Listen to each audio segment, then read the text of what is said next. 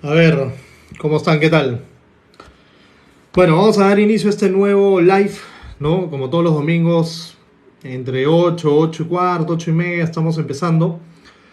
El fin, ya lo he dicho varias veces, es hablar de política. Si nos damos cuenta, parte del gran problema que tenemos en el país, y en buena parte de Latinoamérica, y es un tema recurrente a nivel global, es que la política tiene una gran incidencia en la vida de las personas. Pero lo que no nos damos cuenta las personas es que no nos dedicamos a aprender de política.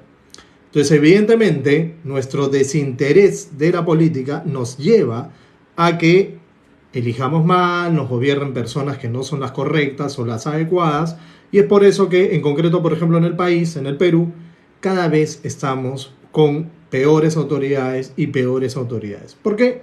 Porque no nos interesamos de la política, poco la entendemos, y aquellos a los que sí nos dedicamos de la política, dedicarse a la política no significa necesariamente vivir de la política. Ojo, había un, una persona, un politólogo, filósofo, que decía que existían dos tipos de políticos, aquel que vive de la política y aquel que vive por la política. Y lo que hay que buscar es aquellas personas que vivan por la política, que se apasionen con la política, no que vean en la política la forma de vivir, ¿no? De lucrar, de sustentar su estatus social o económico, sino más bien de que encuentren en la política la forma de entregarse a la sociedad. Si eso implica que reciben un sueldo, lo que sea, ese ya es otro paso, ¿no? Pero eso es lo que tenemos que ir aprendiendo. Entonces, para no llenarlos de floro, ¿no? Porque de hecho este programa no tiene ese fin, ¿ya? Vamos a, en primer lugar, a hablar de ciertos temas el día de hoy.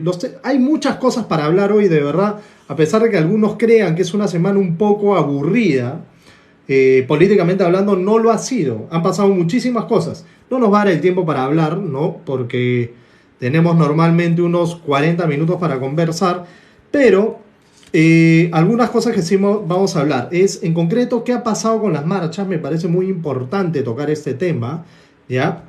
En segundo lugar, los desastres que estamos viendo, ¿no? ¿Qué es lo que ha pasado? Porque cada año tenemos el mismo problema, o cada 2 años tenemos los mismos problemas. ¿Qué ha hecho el Congreso hasta el momento? Que ese es otro tema que también es muy importante. Y el otro tema es una reflexión que me parece muy importante, que hizo un amigo, Augusto Tausen. Los invito a que lo sigan en Instagram, en Twitter, ¿no? Sobre lo que significa la valentía en la política. Me parece muy importante porque, ya les he dicho, este espacio, este canal tiene como fin hablar de política en temas muy sencillos. Analizar cosas que han ocurrido, ¿no? Dedicarnos un poquito de tiempo para analizarlas, pero también hacer una reflexión sobre lo que debe ser correcto en la política. Ese es el fin de este espacio, de este canal, ¿ya? Bueno, quiero ir saludando a los que ya se están conectando, ya son varios, ¿no? Entonces, vamos a tocar el primer punto. ¿Qué pasó con las marchas? Ya vemos que han ido disminuyendo, vamos a ser claros. Las marchas han ido disminuyendo, hay menos bloqueos. Antes, por ejemplo, uno se metía a ver el estado de las carreteras a nivel nacional, no hay una página, uno se mete, estado de las carreteras, ¿no? Y vemos que el día de hoy hay 23 bloqueos, de los cuales varios además son por desastres naturales, no necesariamente por conflictos sociales. Ya, 23. Hace unas semanas, cuando el tema del conflicto social, ¿no? De las marchas está en su máximo apogeo, llegamos a tener más de 100 bloqueos. Y estos sí eran prácticamente el 100% por temas de conflicto social. Entonces, ¿están disminuyendo las marchas? Sí. ¿Están disminuyendo las protestas? También. Acá vamos a tocar un tema que es simple. Hace unos días, la semana pasada en concreto, se estaba hablando de la segunda toma de Lima, ¿ya? La segunda toma de Lima, que a varios les preocupó, todos, varios congresistas, políticos, personas, ¿no? Se asustaron y dijeron, van a venir de nuevo del interior del país, de Puno, Andahuaylas, de Cusco, de Arequipa, de Tacna, yo qué sé, ¿no? y se asustaban, ¿no? Que hay que pararlos en los controles, ¿no? Por ejemplo, de Pucusana, ¿no? Hacer, chequear de dónde vienen, con qué intenciones, etc. Yo sencillamente hacía el siguiente análisis, ¿no? ¿Por qué las personas, ¿no? ¿Por qué estos congresistas están tan asustados de que las personas del interior del país vengan, cuando lo que realmente debería haber ocurrido es que ellos vayan hacia donde están esas personas? En vez de tener miedo de que Puno venga a Lima, ¿no? O que venga, ¿no? De que Puno, Arequipa, Andahuaylas, lo que sea, venga a la capital, que es el centro donde está el Estado, el gobierno, por así decir. ¿Por qué el Estado no va a esos sitios? ¿Por qué no hacemos que, en última instancia, aquello que podemos decir, ¿no? Como desarrollo económico, social, etcétera, que se ve en Lima, ¿no? O que existen esos canales de diálogo más cercanas entre ciudadano y autoridades, ¿por qué no lo hacemos llegar hasta allá? Y esa es parte de la crítica que yo he estado teniendo estos días, ¿no? Con respecto a ¿por qué el miedo? ¿Por qué el miedo de escuchar la voz de las personas que no están siendo escuchadas? No voy a tocar el tema de que si hay manipulación, no hay manipulación. Para mí hay buena parte de manipulación. Hay sentimientos reales de la población en los que sí dicen, oye, yo estoy descontento, estoy enojado, estoy fastidiado, estoy indignado, y eso es válido. El problema es cuando agarran, y esto lo sabemos muy bien los políticos, y más aún los que hemos estudiado comunicación política, agarran esos sentimientos, los políticos que no tienen escrúpulos, los políticos que tienden a manipular y los usan para sus fines. Y eso han hecho varios. Acá no hay que tapar el sol con un dedo. Que no, que estás queriendo decir que esas personas son ignorantes, que se dejan manipular. Disculpen, pero todos lo somos. Todos somos manipulables y a todos nos manipulan de una u otra forma. Nos guste o no nos guste. Seas más inteligente, no seas tan inteligente, hayas estudiado en la mejor universidad del mundo como no. El marketing nos manipula, por ejemplo. Y el marketing político también nos manipula. Entonces acá hay que ser claros, ¿ya? Entonces hay que saber escuchar porque estas marchas, ¿no? La estrategia que ha usado el Estado es, bueno, déjenlos y que ¿no? Que entre ellos ya estén ahí bloqueándose, porque eso era algo que ya se sabía que iba a ocurrir, iba a continuar, digamos, un poco los bloqueos en zonas muy focalizadas, pero eso que iba a generar que las personas poco a poco empiecen a ahogarse económicamente, y eso es en parte la estrategia que ha estado teniendo el Estado. ¿Es la correcta? A mí no me parece que sea la correcta, porque es más o menos la actitud de, bueno, ¿sabes qué, compadre? Tú te portaste mal, ¿no? Imagínate, Estado papá, ¿no? Las personas que las tratan como niños, ¿sabes qué, hijito? Te portaste mal, ahí frígate, te quedas encerrado en tu cuarto y cuando tengas hambre ya verás, ¿no? Y a mí me parece que lo correcto era tener políticas de Estado eficientes en el momento. Ok, ¿cuáles son tus reclamos? Asamblea Constituyente, no se puede de la noche a la mañana. ¿Qué otro reclamo tienes? Adelanto elecciones, tampoco se puede, ¿no? De la noche a la mañana. ¿Qué otro reclamo tienes? Que no tengo pista. Genial, vamos a hacer de la pista. Que no tengo hospital o mi hospital es muy malo, no tiene, ¿no? Vemos que en el tema de salud, solamente el 2% de hospitales en las zonas, por ejemplo, de la zona sur del país, está realmente habilitado. Entonces ahí uno dice, bueno, con razón, pues, ¿cómo queremos que las personas no se indignen, no se molesten, no estén fastidiadas con el Estado, cuando realmente viven en una situación de precariedad clarísima? ¿Las protestas van a parar? No van a parar. Vamos a ser claros, no es que yo las esté queriendo que den, por mí que no hayan protestas, ¿no? Que las personas tengan las posibilidades de trabajar, de desarrollarse, de crecer, pero el problema es que el Estado no está haciendo nada hasta ahora, espero que lo empiecen a hacer, no está haciendo absolutamente nada para que estas personas empiecen a encontrar salidas reales, que eso es lo que se necesita. No se necesita más discurso político, no se necesita que hayan pues más promesas, se necesitan acciones. Y lo que se necesita ahora es que en vez de que el Estado tenga miedo de que Puno, Arequipa, Tacna, Cusco, Andahuaylas, Apurímac, todas estas ciudades, departamentos, en vez de tener miedo de que vengan a Lima, vamos para allá. Estado, vamos para allá. Empecemos a crear esos análisis, esos puentes, y empecemos a escuchar, empecemos a dar soluciones. Entonces, acciones ya. No se han solucionado problemas, ¿no? Y lamentablemente, si no hay decisiones, si no hay acciones, ahorita mismo no va a haber una salida a este problema que sea constante. Ahorita se están reduciendo, ¿no? Está bajando el tema de las marchas, pero por cualquier otra cosa se puede volver a activar, porque el tema interno, la emoción interna, el sentimiento válido, por todo el olvido que el Estado ha estado teniendo. Y acá no me vengan con que, ay, que olvido, ni que que el otro, que los culpables son los gobernadores regionales. Está bien, pero los gobernadores regionales también son el Estado. Sí, que ellos lo eligieron, está bien. Pero también tenemos un problema en que la regionalización se hizo mal. Entonces, si sabemos, y esto ya lo sabemos de años atrás, que los gobernadores regionales reciben un canon gigante, se tiran la plata, son corruptos, son incapaces, que esa unión entre corrupción e incapacidad es la peor, ¿no? Entonces, son corruptos e incapaces, su gente va a vivir cada vez más pobre, eso lo sabemos.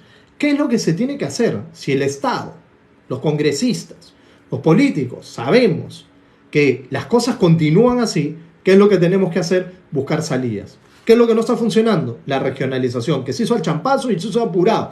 Toledo, pues en esa época decía hay que hacer la regionalización, ya, pum, pim, pam, pam. Disculpen, pero no funcionó. Lo único que se hizo fue que hayan más posibilidades de corrupción, ¿no? Lo único que se regionalizó, ¿no?, fue la corrupción, vamos a ser claros. La corrupción y la incapacidad. Entonces, urge hacer reformas con respecto a ese tema. Y ese es el otro asunto que vamos a tocar, las reformas que ha hecho el Congreso, ¿ya? Bueno, voy a ir un poco contestando las... Hay un montón de interacción, está bien, muchas gracias, amigos. A ver,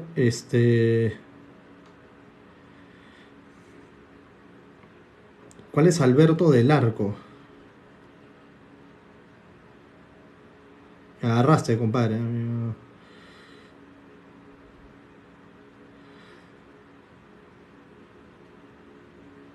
Ya, miren, a ver, hay varios comentarios, de verdad, les agradezco. Miren, el tema de la Agenda 2030 lo podemos hablar otro día. Hay muchos temas que podemos conversar, ¿ya? Y yo creo que ahora lo que tenemos que entender es que seguir en esta lucha es cierto. A ver, hay temas ideológicos en los cuales tenemos que estar atentos. Cada quien tiene derecho a tener la ideología que le dé la gana. De eso se trata la democracia, ¿no? Si vivimos en un país democrático, respeta lo que piensa el otro. Aunque esté errado o no, es su derecho pensarlo. ¿De qué hay ideologías que son mejores que la otra? Bueno, yo tengo una ideología porque considero que es la mejor. El que está a mi costado probablemente piense que hay una ideología que es mejor y así, ¿no? Y creer, pues, de que ahora vamos a agarrar y definir que, por lo tanto, como mi ideología es la correcta, las otras están mal, lo voy a decir claro, ¿ya? Cada ideología tiene sus pros y sus contras, cada una. No hay ninguna que sea perfecta, y esto se los digo desde... O sea, a ver, yo he estudiado filosofía, he estudiado derecho, he estudiado ciencias políticas, he estado militando en partidos políticos. Entonces, vamos a ser claros, de toda mi experiencia que tengo, ¿ya? Y esto sí les digo que es parte de lo que tenemos que entender como políticos, es que todas las ideologías tienen algo que aportar. Y ahí está la capacidad que debemos de tener los políticos, sobre todo cuando tenemos la posibilidad de dirigir al país o dirigir un gobierno municipal, local, regional o lo que sea, tenemos que tener la capacidad de entender que antes que la ideología está la realidad. Y siempre tiene que ser así. Tenemos que ser capaces de darnos cuenta qué es lo que ocurre y qué es lo que se necesita en una situación correcta, en una situación determinada, perdón. Entonces, en una situación determinada, a veces puede funcionar una salida que proponga la izquierda. ¿Que porque la propone la izquierda es una basura? No, es una basura si piensas así. Puede funcionar una salida que proponga la derecha. Y genial. ¿Cuál es el problema? Nadie es dueño de la verdad y ninguna ideología es dueña de la verdad. Son posiciones que se tienen ante la vida. Y esto lo he explicado, por ejemplo, en las clases o cursos que dictaba sobre todo los jóvenes políticos, que dictaba sobre el tema de ideologías, ¿no? Ya que me están tocando un poco el tema, pero voy a cerrar esto porque no es punto, digamos, de lo que vamos a hablar hoy. Pero, por ejemplo, si yo les pongo esto y yo les pregunto qué figura geométrica ven, me van a decir que ven un círculo, ¿no? En un solo plano, pues, ¿no? Tampoco se me pongan... Van a decir que ven un círculo. Pero si le doy la vuelta al tema, me van a decir que ven, ¿no?, un rectángulo o un cilindro, como ustedes quieran llamarlo, ¿no? ¿Quién está equivocado? Ese es el tema. Acá el asunto mucho tiene que ver la perspectiva que nosotros tenemos ante la verdad. Esto es una verdad, esto es la realidad, esto existe, esto es un termo, ¿no? Pero desde el punto de vista vamos a ir analizando y darnos cuenta y vamos a llegar a una verdad de que esto es un termo. Pero tenemos que verlo, porque si nos quedamos desde un punto de vista, nuestra postura va a ser reductiva. Vamos a ver solo un círculo, o vamos a ver solo un cilindro. Pero cuando le damos vuelta y analizamos y etcétera, nos vamos a enriquecer y vamos a llegar a la verdad. Y ese es el tema con respecto a las ideologías, a las posturas políticas que a veces tenemos. Uno tiene que estar plantado en un sitio, pero que tiene que ser capaz de ver lo que ven los otros, para poder de esta manera entender la realidad de mejor forma y además buscar las soluciones que se requieren. Porque, pues nuevamente, la realidad está antes que la ideología. Eso lo tenemos que tener claro. ¿Ya?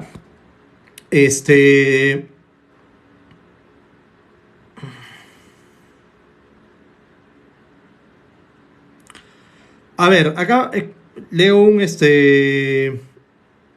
A ver, esta constitución está en la medida de Estados Unidos. Miren, voy a anotarlo, ¿ya? A ver, a Fidel, ¿ya? Fidel, si todavía estás ahí conectado. El otro domingo, te prometo, mira, voy a anotar acá, compadre, ¿ya? Constitución USA, ¿ya? Mira, lo he anotado, ¿ah? Para que después no creas que estoy hueveando. La próxima semana vamos a hablar de ese tema, ¿ya? ¿Cuál es la ideología detrás de la Constitución? ¿Ya? Entonces, si está amoldada a Estados Unidos, etcétera, vamos a hablarlo, ¿ya?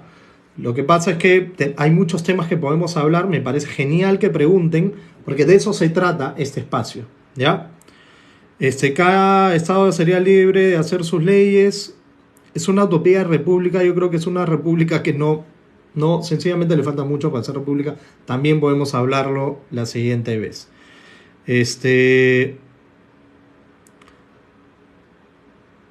Los gobiernos regionales deben ser continuamente fiscalizados, sí, y son fiscalizados constantemente por la Contraloría. ¿Y quién más debe fiscalizar? A ver, estamos en un curso, digamos, de política simple, ¿no? Dentro de nuestras autoridades, ¿qué persona se encarga de fiscalizar, legislar y representar? Se llaman congresistas. Los congresistas representan a regiones.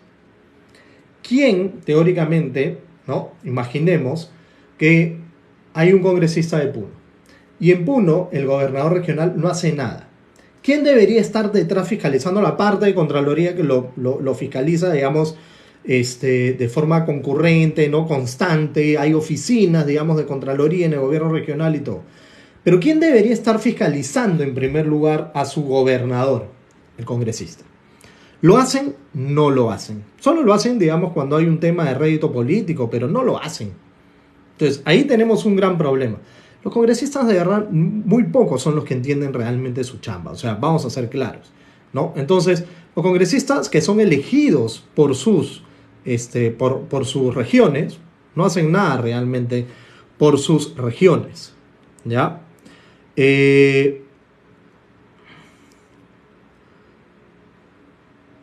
Bueno, acá me hablan de temas, pues, de reelecciones. Lo hemos hablado antes, pero podemos tocarlo la próxima semana, o anotarlo también. Las ideologías fueron implementadas por los de arriba para dominar a las masas y no ver más allá. Saludos, Gustavo. Consulta, PK no está realizando las obras de prevención y reacción. ¿PK qué es? ¿Por qué? Ahí sí ya me agarraste Jorge, me agarraste. Ah, Jorge Hugo, ¿cómo estás? ¿Por qué no se están realizando las obras? Ya, ahí lo vemos. Ya, yo creía que ya. PK creía que era PQ. Ya, 100 años de aprismo, 30 de fujimorismo del Perú hecho mierda. Ya. A ver, iba a tocar el tema de las obras, ya, eso lo voy a poner después, ya, porque justo estábamos hablando del tema de reformas y vamos a hablarlo del Congreso. ¿Qué está haciendo el Congreso? Realmente, ¿qué es lo que el Perú necesita ahora? ¿Ya? El Perú y muchos de nosotros lo que estamos pidiendo es salida a esta crisis. El que cree que no hay crisis sencillamente vive en una burbuja y no entiende nada.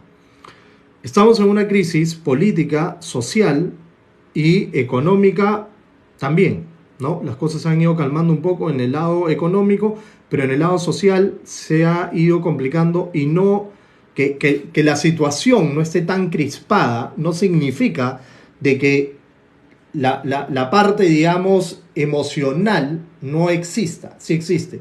Que la crisis no exista, sí existe, ¿no? Que la crisis escale y se vuelva, digamos, conflicto en sí, eso ha ido reduciendo. Pero basta algo para que vuelva a reventar el tema. Y probablemente reviente peor.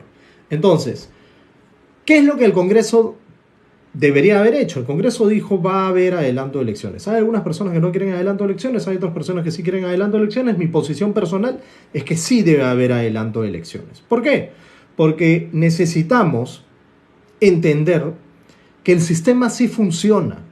Y esto es algo que lo vengo repitiendo hace más de año y medio. El sistema sí funciona. ¿Qué es el sistema? Lo que está acá. ¿Ya? No sé si se lee, pero dice Constitución Política del Perú. Ese es nuestro sistema. De que se puede mejorar, evidentemente, se puede mejorar, se puede cambiar, se debe de cambiar muchas cosas. ¿Ya? Pero acá tenemos que ser claros. El sistema sí funciona, lo que no están funcionando son las personas. Y acá viene el asunto. Algunos me dirán, claro, pues, pero si hay esas personas es porque el sistema no funciona. No. Es que evidentemente se necesitan reformas. Y esas reformas van ligadas a las reformas políticas. Porque el Congreso nos dijo en un momento, bueno, ¿saben qué? Van a haber elecciones generales en abril del 24.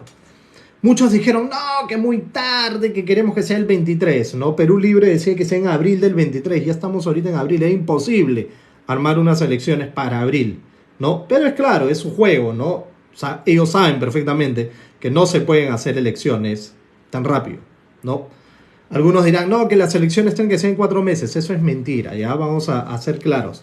Las elecciones, se convocan elecciones para que sean en 4 meses solo cuando el Congreso ha sido disuelto. El presidente convoca elecciones para que en 4 meses se elijan a los nuevos congresistas. Se queda el presidente, se eligen nuevos congresistas para que terminen el periodo. Eso es lo que dice la Constitución. Cuando es un tema de que no hay presidente, se convocan a elecciones de forma inmediata. La convocatoria es de forma inmediata, pero las elecciones se deben de dar dentro del rango que establecen las autoridades electorales, que normalmente son entre 8, 9 o 10 meses aproximadamente. ¿Ya? ¿Qué es lo que normalmente ocurre? Hay algunos que empujan para que las elecciones sean más rápidas, en 6, 7 meses, ¿no? 5 meses se puede hacer, 6 meses. ¿Por qué? Porque los partidos políticos no quieren que se den las PASO. Algunos me dirán qué son las PASO. Las PASO son las primarias abiertas, simultáneas y obligatorias. ¿Ya? Las PASO es un mecanismo que se creó hace años, que hasta ahora no se implementa, ¿no? El Congreso lo que hace es lo patea, y lo que están jugando ahora, este Congreso, ¿no? Al haber hecho todo ese chanchullo que hicieron con el tema de que van a haber adelanto elecciones, no va a haber, ahora sí va a haber, no va a haber, sí, no, no, sí, es demorar y demorar y demorar para ver si se pueden quedar más, o en el supuesto para que los plazos ahora ya no den para que se den las PASO. ¿Por qué son importantes las PASO? Porque las PASO eliminan la posibilidad o disminuyen bastante la posibilidad de que los partidos políticos puedan vender candidaturas. ¿Por qué? Porque la decisión de quién va a postular al final va a depender de esas elecciones primarias que no dependen íntegramente del partido, sino son abiertas, es decir, cualquiera de nosotros puede ir a votar. Por lo tanto, la decisión no recae en el presidente dueño o consejo ejecutivo, digamos, del partido. Depende de quién, de las personas. Entonces ya no puede ir fulanito a decir, oye, yo quiero ser alcalde de ¿cómo se llama?, de Villa El Salvador. Ah, ya matricúlate con 100 luquitas. Ya no se puede dar. Porque ese es el business también de los partidos, ¿no? Entonces, el Congreso no ha hecho hasta ahora, porque nos dijeron sí que tiene que ser el 2024, porque tenemos que darnos tiempo para hacer la reforma política. ¿Qué reforma política se ha hecho hasta ahora? O sea, nos vienen hueveando, miren cuánto tiempo, ¿no? Desde diciembre, enero, febrero, y ahorita que ya está empezando marzo, 3 meses, y nos han venido agarrando de idiotas. No han hecho ni una reforma. Y las reformas no son pues, ay, vamos a hacer una reforma para yo qué sé, ¿no? X, ¿no? O sea, vamos a hacer una reforma para que el transporte público sea menos caro. Oigan, la reforma que necesitamos son políticas. ¿Para qué? Para que no sigamos eligiendo la misma basura que seguimos eligiendo. Ese es el tema. Tenemos un problema que no sabemos elegir. Vamos a ser claros. Los que son papás me van a entender perfectamente, ¿ya? Tienes, ¿no?, que tu hijo no sabe elegir, por ejemplo, lo llevas a un restaurante y no sabe qué cosa pedir, ¿no? Ve la carta y dice, uy, no sé qué pedir, ¿no? Y se pide cochinadas porque no sabe comer, no sabe lo que es saludable para él. No lo sabe, no sabe qué es saludable para él. Entonces, ¿tú qué haces? Lo llevas a un restaurante, ¿no? Donde, no sé, pues lo llevas al Kentucky o lo llevas a un sitio donde sabes que puede comer más sano, dado que él está enfermo, está con diabetes, está con tales y otras enfermedades. ¿Lo llevas al Kentucky a comer pizza o lo llevas a un restaurante donde se come comida saludable? Y ahí viene el tema. El peruano es el niño. ¿Y quién? El papá vendría a ser como los partidos políticos o el Estado. Nosotros no hemos aprendido a elegir hasta ahora. No hemos aprendido qué es saludable en la política, qué político es el correcto, qué político debo de elegir. Por lo tanto, elegimos cualquier huevada. Así de simple. Elegimos cualquier pata que agarra, hace un papelón, ¿no? Hace alguna payasada y ya bien, ay, qué chévere, ese pata me gusta. Al final es elegido y si no hace nada, en buena hora. Normalmente hacen cosas que están mal y roban como locos. Porque es la verdad. Entonces, número uno, no sabemos elegir, ¿no? No sabemos qué es lo que tenemos que pedir. No hemos aprendido, ¿no?, cuál es el plato saludable, ¿no? No hemos aprendido a cuáles son nuestros problemas. Oye, si tengo diabetes, si tengo colesterol, si tengo tal cosa, no puedo comer pues caramelos o no puedo comer grasas. Eso no lo hemos aprendido. Por lo tanto, no sabemos, ¿no?, si nuestro mayor problema es la corrupción, ¿por qué sigo eligiendo entre corruptos? ¿Me entienden? Sabíamos que en esta segunda vuelta se enfrentaba la corrupción contra la corrupción. Era la misma cochinada. Era así de simple. Entonces, y el otro tema, ¿no?, que les decía eran los partidos políticos, ¿no?, o el Estado. Y acá viene el asunto. Si mi hijo no sabe escoger, ya sabemos que el elector no sabe escoger, ¿no? No entiende, digamos, cuáles son los problemas y cuál es la comida saludable que debería elegir. Bueno, lo llevo a un sitio donde la carta es correcta, donde sé que no va a elegir cochinadas, donde sé que no va a elegir algo que le haga más daño. ¿Me entienden? Entonces, ¿qué es lo que hago? Hago una carta, un menú que sea de acorde a lo que se debe hacer. Eso es parte de la reforma política. Mejorar la oferta política, mejorar el menú político va muy ligado a eso. Y esa es una chamba que el Congreso debe hacer. El problema nuevamente es el siguiente. Ahora, ¿quiénes van a ser candidatos? Si normalmente la gente que se quiere meter en política, realmente una gran mayoría son personas que tienen rabo de paja, que encuentran en la política, digamos, el lugar donde pueden estar protegidos, donde pueden hacer chanchullos, donde pueden vivir mejor de la corrupción, donde pueden hacer sus arreglos bajo la mesa. Entonces, el tema número uno que se debería haber dado era el tema de impedimentos. Impedimentos para que ningún sentenciado, a pesar de que estén rehabilitados, puedan ser elegidos. Se sabía, se ha discutido miles de veces, se ha tocado el tema en el Congreso, lo hemos tocado por todos lados. ¿Se ha hecho? No se ha hecho. ¿Por qué no se quiere hacer? Porque esto es un negocio. Viene fulanito de tal. Imagínense, ¿no? Pedro Pérez, vamos a poner un nombre. El pata ha estado sentenciado pues por corrupción, ¿no? Era gobernador, se tiró millones y lo que sea. Llega al partido y le dice al pata del partido, oye compadre, quiero ser gobernador regional de Lambayeque, por poner un sitio, ¿no? Ok, genial. ¿Cómo es? Ya esto te cuesta $100,000. Ya, bacán. Oye, pero tú tienes anticuchos, compadre, no vas a fregar. Oye, ya no, sabes que ya no es 100,000, ya. Mucho problema traes. 200 luquitas. Y así es, así se maneja. Nos guste o no nos guste, eso es lo que se escucha cotidianamente que hacen los partidos políticos. Y ese pata, que no es capaz o no va a ser capaz de encontrar una chamba en otro lado, las paga, porque sabe que va a entrar a robar y sabe que en el sector privado no va a encontrar un trabajo.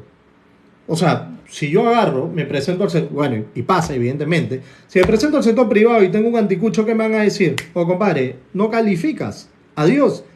Entonces, ¿qué digo? No, pues, ¿dónde sí puedo calificar? La política, pues, no te piden nada, no te piden mayores requisitos que, ¿no? Ser peruano, tener más de tantos años según el cargo y listo, se acabó ya, bacán. Claro, pues porque sí, que no se pueden atentar contra los rehabilitados. A ver, hágame el favor, acá hay un tema de idoneidad. Estamos llenos de políticos que encuentran en la política su lugar, digamos, su madriguera para seguir haciendo lo que no deben de hacer, ¿no? El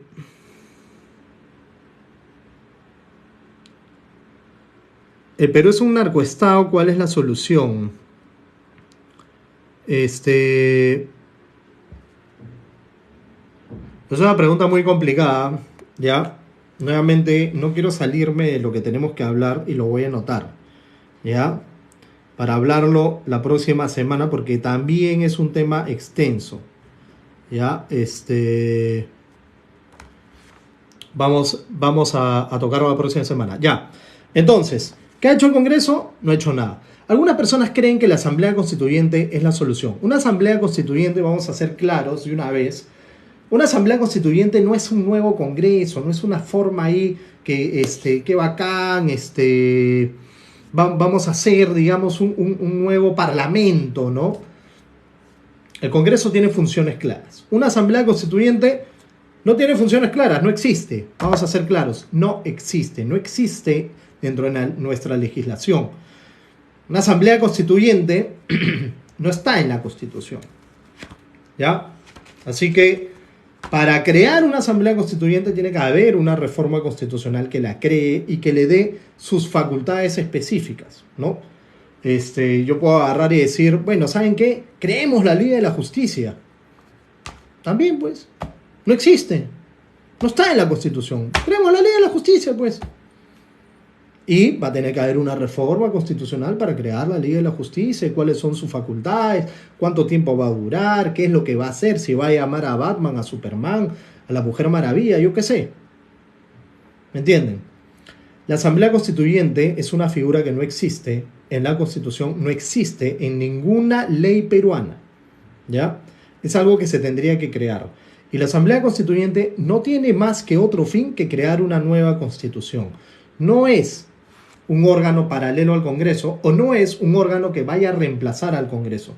A todos nos molesta el Congreso, de verdad que este Congreso, por eso es que yo estoy a favor del adelanto de elecciones generales. Este Congreso es un desastre. Cada día nos sorprenden con una joyita nueva, ¿ya? Ellos deberían de ser el ejemplo. Uno debería ir por la calle, como era hace muchos años, ¿ya? Y eso no quiere decir que antes no habían corruptos, sí lo sabían. Pero antes uno iba y veías a un senador, a un diputado, y decías, puta, qué respetable ese pata. Todavía habían algunos que no. Pero ahora, yo no me quito el sombrero por ninguno, vamos a ser claros. De ahora no me quito el sombrero por ninguno. No hay ningún congresista que sea ejemplar, que uno diga, qué bacán, quiero ser como ese pata. O quiero ser como esa señora. No hay ninguno. Todos, hay una frase que me dijo cuando practicaba el doctor Borea, ¿no? Querido por muchos, odiado por otros, ¿no? Pero a mí me parece que es una persona bastante capaz, culta, conocedora, digamos, de la Constitución y de la política. Y el doctor Borea me decía, ¿no? Que no lo veo hace mucho tiempo, pero habrá que llamarlo porque siempre uno tiene que rodearse de personas que tienen más experiencia que uno, ¿no? No necesariamente podemos congeniar en ciertos temas ideológicos, pero siempre la voz de la experiencia se escucha. Entonces, ¿qué es lo que él decía? Hemos perdido la conciencia, ¿no? De que es mejor... ya se me fue la frase de tanto rollo, tanto floro que les meto, ¿no? Ya, que los políticos de ahora están más enfocados en ser notorios en vez de ser notables, ¿no? Miren la diferencia, ¿no? Ahora todos se preocupan por ser figuretis, por salir, porque los vean, miren que estoy hablando, estoy diciendo, estoy haciendo. Pero no hay ningún notable en la línea de personas honorables, que tú digas, oye, qué bacán, qué gente para chévere, ¿no? Y ese es el tema, ¿no? Nuestra política se ha prostituido lamentablemente y hemos creado esta política del espectáculo, la política del figuretismo, pero nos hemos olvidado lo que es ser notables como personas y notables, evidentemente, como políticos. Entonces, Asamblea Constituyente no es un nuevo Congreso, ¿ya? Que nos quede claro. ¿Ya? La Asamblea Constituyente solamente tiene como función crear una nueva Constitución y, para ser claros, ¿ya? De los que más se oponen para el tema de adelanto de elecciones y el tema de reformas, ¿ya? Son Perú Libre, Bloque Magisterial, ¿no? La izquierda, vamos a estar claros. O sea, ellos salen a decir, ¿no? Fuera Dina, fuera el Congreso, ¿no? Asusan a muchas personas. Ojo, yo no soy de la DBA, ¿no? Ni nada de eso. O sea, es un pata de centro con pensamientos de derecha, pero que es capaz de escuchar algunas propuestas de izquierda. De eso se trata el ser centro, ¿no? Ya les expliqué el tema de las ideologías. Entonces, pero a mí lo que me molesta es que hay este tema de la hipocresía, del doble mensaje, el doble discurso, ¿no? O sea, la gente que agarra y te dice una cosa y hace otra cosa, ¿no? Eso es lo que a mí me jode. Entonces, y en política más todavía. O sea, ¿qué te cuesta ser así, íntegro, honesto? ¿Ya? Y lamentablemente, por un lado dicen que se vaya a Dina, que elecciones generales, pero a la hora de votar, ¿no? Votan en contra. Entonces, pues que no nos agarren de idiotas, pues. ¿Ya? Entonces, había referéndum, pero este Congreso lo anuló.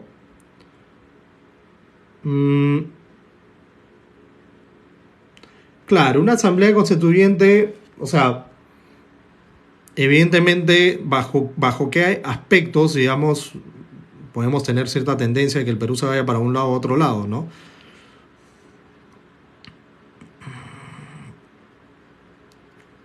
Ya. Entonces, siguiendo la conversación. Jorge Burro me preguntaba, ¿a qué se debe este tema de que no se haya hecho nada? ¿Ya? Y ese era un asunto que queríamos hablar, ¿ya? Desastres, ¿no? A mí, yo no sé si ustedes, pero me jode tremendamente que cada año, cada 2 años, cada 3 años, cada 4 años, vemos que pasa lo mismo. Pasa lo mismo. Los desastres naturales nos sacan la mierda y las autoridades, bacán, chévere. ¿Qué pasó? Bueno, pues hubo personas que se quedaron sin casa, hubieron personas que se les malograron las cosechas, hubieron muertos, heridos, ¿no? Se cayeron los puentes, se malograron las carreteras, se vuelve a hacer. No saben la cantidad de pérdidas que eso genera, no solamente materiales, sino personales. Entonces, que cada 2 años, 3 años ocurra exactamente lo mismo y no me digan que no, que el ciclón Yaku es algo nuevo. No, tenemos el fenómeno del Niño, tenemos... Todos estos temas son repetitivos, ¿ya? No son sorpresa, no es algo como que, uy, no nos habíamos dado cuenta que iba a pasar. Ok, te la creo, ¿no? Si es que fuera así, pero no es así. Entonces, ¿qué se está haciendo? ¿Ya? No se ha hecho nada. Ya, lamentablemente, Reconstrucción con Cambios, ¿no? Que es la autoridad nacional, digamos, para haber hecho las cosas, para haber reconstruido el norte, y en concreto, buscar soluciones para que esto no se vuelva a repetir, ¿ya? Esta reconstrucción con cambios, sí, ha estado liderada por personas, yo considero que honestas, en muchos sentidos. Además que hay una alianza de gobierno con el gobierno de Reino Unido, si es que no me equivoco, y las cosas, digamos, teóricamente en esta entidad funcionan bien. ¿Dónde está el cuello de botella? Y este es un asunto que lo tenemos que tener claro. Es que la ejecución depende de los gobiernos regionales y locales. Y nuevamente caemos en el mismo problema que habíamos hablado hace un momento. Los gobiernos regionales y locales están llenos de corrupción e incapacidad. Y lamentablemente es el cuello de botella donde nos enfrentamos siempre. Los gobiernos regionales y locales me refiero, provincias, distritos, no hacen nada. Entonces, Reconstrucción con Cambios, ¿no? Les dice, oye, vamos a hacer esto de acá, ¿no? Hay este plan para, por ejemplo, ¿no? Que el río La Leche o el río La Chira, el río Piura, desemboque de esta forma, ¿no? De hacer represas, ¿no? Para que cuando hay viene muy cargado desde arriba, ¿no? Se llene una represa, entonces vaya haciendo contenido el tema, ¿no? De la afluencia del líquido, entonces, o sea, el agua, ¿no? Y no haya desbordes de río, etcétera, etcétera, ¿no? Construyamos carreteras, que además se hagan los desfogues por otra zona, ¿no? Entonces se van distribuyendo. Entonces hay todo un plan, digamos, para poder hacer las cosas bien. Pero a la hora de ejecutarse, no se hace bien. ¿Por qué? Porque lamentablemente es ahí donde encontramos el cuello de botella. Y es un poco lo que estaba preguntando Jorge Hugo hace un momento.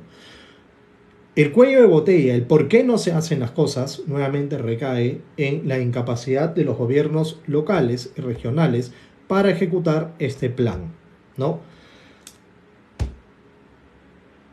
¿Cuál es la solución? Yo creo que la solución debe ser, sí, urgente, una reforma sobre la regionalización, las competencias que deben de tener los gobiernos regionales, si es que el gobierno nacional puede, de una u otra forma, empezar a ejecutar con otras unidades de ejecución y de control, ¿no? Proyectos que son de interés nacional, ¿no?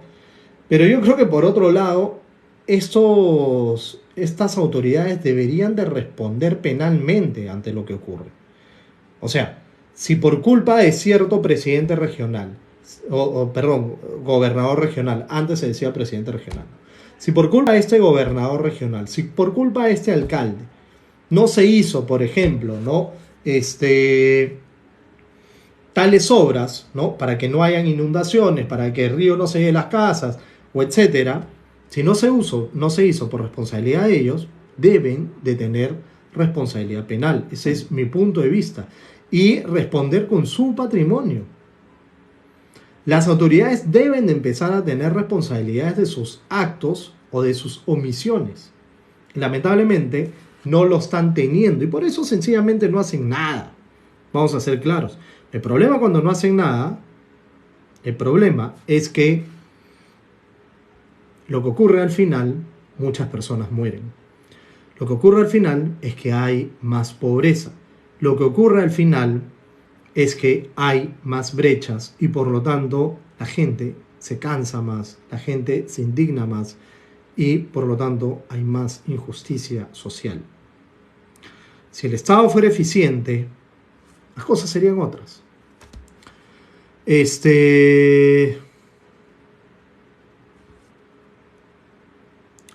A ver, entonces, seguimos con el comentario del día de hoy.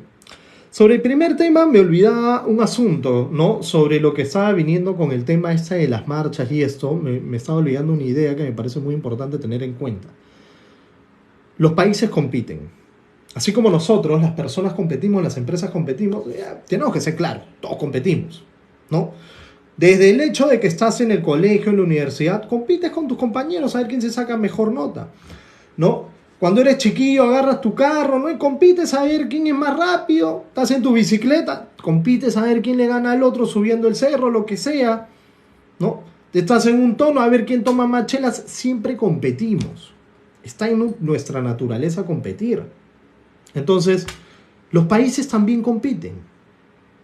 Y no podemos decir que no. Los países compiten, las personas compiten, ¿ya? Y lamentablemente, nuestro país, ¿no?, está perdiendo con todo esto que ha venido ocurriendo. Por eso me parece bien raro. Vamos a ser claros. En tema minero, el Perú está que pierde un montón. Hay proyectos mineros que se han trabado y que, vamos a ser claros, el Perú es un país minero, es un país agrícola también. ¿Puede haber minería con agricultura? Claro que sí. Pero vienen todos los discursos antimineros, ¿ya? Si hay minería responsable, no hay ningún problema.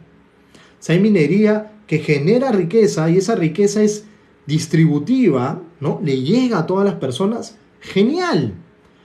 Pero al no haber actividad minera, Dios nos ha bendecido con un país rico. Por eso Raimundo decía, el Perú es un mendigo sentado en un banco de oro. Tenemos los recursos para ser un país de puta madre, pero sencillamente no nos da la gana. Entonces, ¿dónde es el problema? ¿No? La minería está que se retrae. La agricultura está que se retrae. El turismo está que se retrae. Bueno, algunos dirán, me llega, que se retrae. Y sobre todo los políticos que lo único que quieren es llegar al poder. Por eso hay una frase que decía Lenin, más allá del poder es ilusión. O sea, lo único que importa es el poder. El resto son huevadas. Así de simple. ¿Ya? Eso es lo que pensaba Lenin. Evidentemente yo no concuerdo con eso. Creo que nadie de los que me está escuchando está de acuerdo. Entonces, vamos a ser claros. Los otros países. ¿Qué país compite con nosotros en tema de minería? A ver si alguno me escribe ahí. Vamos a ser claros. Los países que están más cerca, que compiten con nosotros en tema de minería, Bolivia y Chile. Bolivia y Chile. ¿Qué países están que levantan sus inversiones mineras porque a nosotros nos está yendo para el carajo con todo este tema? Bolivia y Chile. Los países compiten. Y lo que no gana uno, lo gana el otro. Porque la economía es así. El pata que quiere, que tiene miles de millones, las empresas mineras a nivel mundial, ¿qué van a decir? Oye, el Perú, oye, mira cómo se están sacando la mugre, ¿tú crees que vamos a invertir en estos patas? Ni hablar, compadre, no hay forma, yo no voy a invertir en el Perú. ¿Dónde yo invierto? En Bolivia, están más tranquilos. ¿A quién le conviene que estemos más jodidos? A Bolivia y a Chile. Vamos a ser claros, acá hay que decir las cosas como son. Turismo. Nos fuimos al hoyo en turismo. Nos fuimos al hoyo. Siendo un país que culturalmente somos ricos, ya quisieran miles de países tener todo lo que nosotros tenemos para ofrecer en turismo y que genera millones de empleos y que genera miles de millones de ingresos para el país, no para las empresas gigantes, ¿no? Porque hay muchos hostales, hoteles, ¿no? Guías turísticos, artesanos, etcétera, que se favorecen del turismo. Turismo en cero con estos temas. ¿Qué países se beneficiaron? El Perú se fue al carajo. ¿Qué países se beneficiaron con el turismo? Bolivia, Chile, Argentina, Colombia. Colombia se disparó. Nuevamente, ¿se dan cuenta? No es que, ¿qué importa? ¿No? Que los millonarios no ganen plata. No, todos perdemos plata. Y en vez de invertir en el país, la gente de afuera invierte en otro. Se va, oye, ya el Perú está muy jodido, mucha gente, mucha violencia, mucha protesta. Tengo mi pata que se quedó en Cusco 2 meses y casi lo matan. Mejor vámonos a Colombia, está más chévere, ¿no? A bailar su vallenato, a comer su arepa, su bandeja paisa. Nos damos cuenta lo idiotas que somos, cómo nos disparamos al pie y nos dejamos influenciar por países, por personas. Ojo, con esto no digo todas las personas, sino por gobernantes o líderes de otros países que nos asusan y como idiotas caemos en su juego para que el país cada vez se vaya al carajo. Es así de simple. Y el Perú, en vez de ser un líder que todo el mundo nos miraba y decía, oye, el Perú qué bacán, ese país la está rompiendo, y eso decían. Todo el mundo decía, oye, el Perú es un ejemplo. Miren cómo ha reducido la pobreza del 60, ¿no? Al prácticamente 60 que nos dejó Alan García, ojo, ¿no? Y con esto yo no le tiro flores a Fujimori, ojo, los que me conocen saben que tengo una historia bastante mala con el fujimorismo, soy antifujimorista, ¿ya? A pesar de que pueda reconocer algunas cosas que se hicieron bien. Pero, vamos a ser claros, nuestra economía empezó a trepar y a nivel mundial nos veían como la Cenicienta. Decían, oye, el Perú la está rompiendo, éramos un país sumamente atractivo. ¿Ahora qué somos? ¿Ahora qué somos? ¿Gracias a qué? A la irresponsabilidad. ¿Y gracias a qué? A lo que hablamos al inicio. Como no nos involucramos en política, vamos a estar cada vez más jodidos. Y ese es el tema de fondo y ese es el tema del fin de este canal. El fin de este canal, ¿ya? Es hablar de temas políticos que a todos nos importan, ¿ya? Y que al final tenemos que aprender a hacer política, entender de política para así poder elegir mejor. Platón decía, estaremos condenados a ser gobernados por los peores hombres justamente por nuestro desinterés en la política. Es decir, nuestro desinterés en la política nos genera que seamos gobernados por las peores personas. Y eso es lo que nos ha venido ocurriendo. Cuando te hablan en tu jato, oye, vamos a hablar de política. No se habla de política. Mal, se debe hablar de política. Cuando tus patas te dicen con unas chelas, oye, oigan, no hay que hablar de política, no se habla ni de fútbol, ni de política, ni de religión. No, eso es lo que te dicen. ¿Por qué? Porque no quieren conflicto. Oigan, tenemos que hablarlo. Aprende a hablarlo. Aprende que haya otra persona que piense distinto a ti. De eso se trata la política. Aprende que hayan personas que no concuerden contigo y respeta su punto de vista. No tienes por qué pelearte ni decirle, ¿sabes qué? Te vas a... No. Bueno, es tu punto de vista, compadre. Sigamos conversándolo. Fácil si tienes razón o fácil yo tengo razón. En algún momento nos pondremos de acuerdo y esta no es una bronca a ver quién gana, quién tiene la razón. No, así no es la vida, así no es la política. Hablen de política, conversen de política. ¿Ya? Para cerrar la conversa, ya, rapidito, valentía de la política, que era el último punto, digamos, que quería hablar de un artículo que escribió mi amigo Augusto Tausen, ¿ya? Quería dedicarle más tiempo a esto, pero no voy a tener tiempo.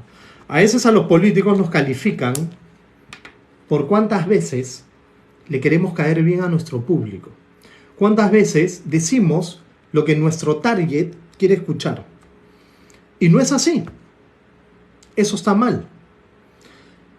Es nuestra responsabilidad como políticos a veces decirle a la gente que te sigue lo que no quiere escuchar. Eso es ser valiente. Ser valiente no es agarrar y pararte en el Congreso, o pararte en la Plaza San Martín, o en la plaza de tu barrio, de tu departamento, de tu ciudad, ¿no? Y decir, fulanito de tal es un desgraciado corrupto, sinvergüenza, ¿no?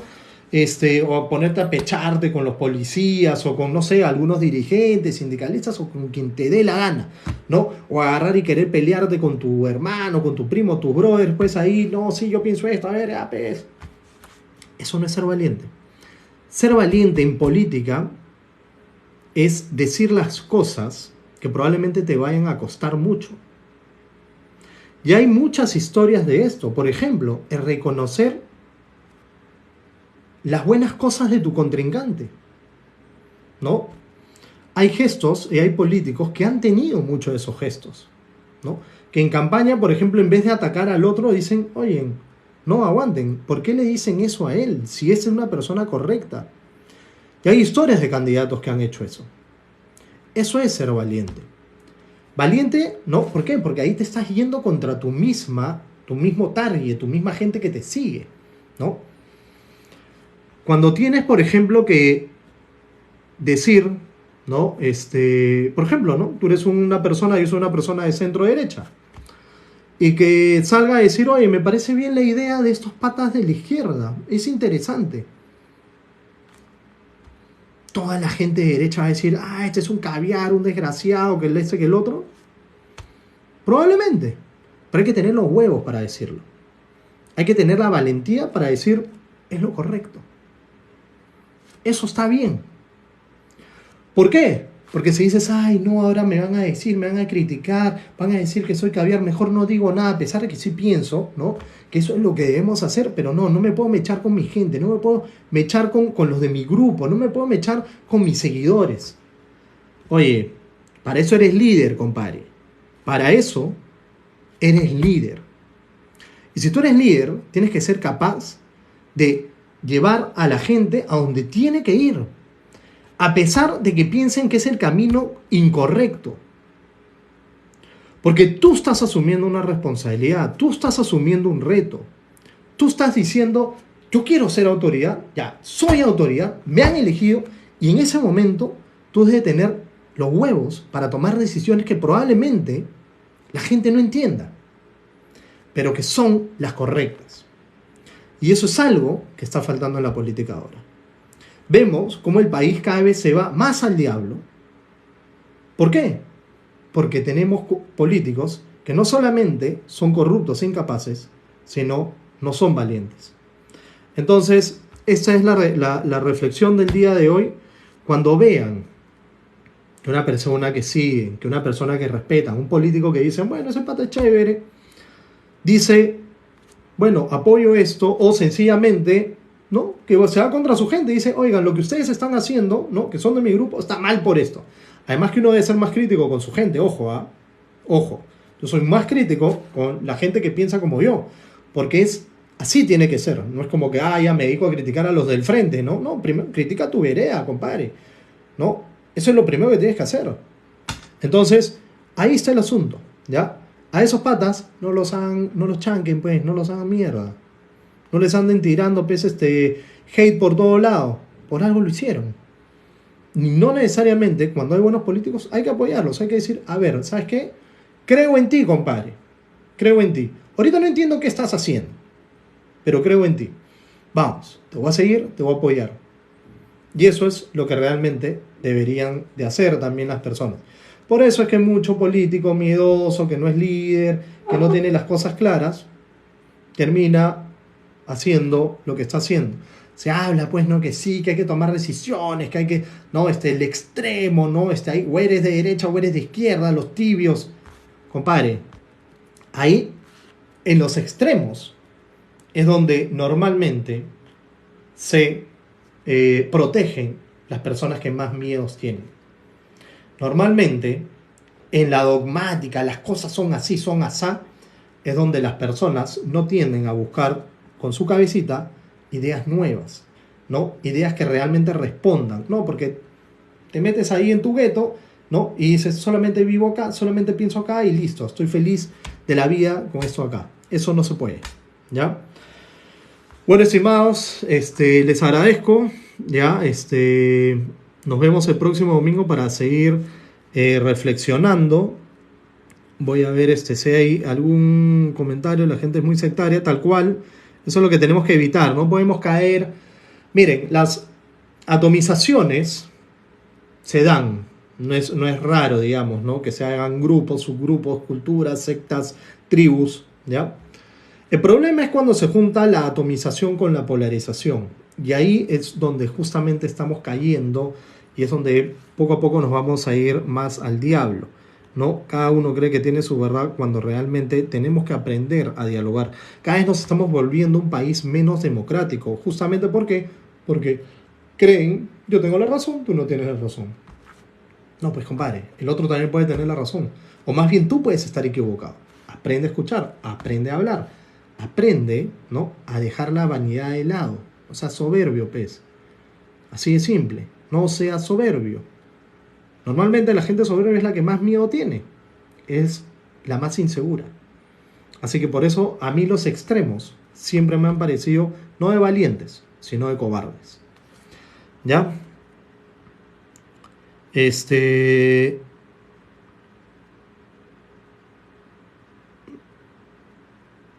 Bueno, ¿me puedes subir? Bro, quiero hacerte unas consultas. No te vayas, a ver. Prefiero, a ver, cuéntame, Carlos Clinton, ¿qué preguntas quieres hacer? Cuéntame. A ver, la ultimita para salir ya que se me cuelga la cosa.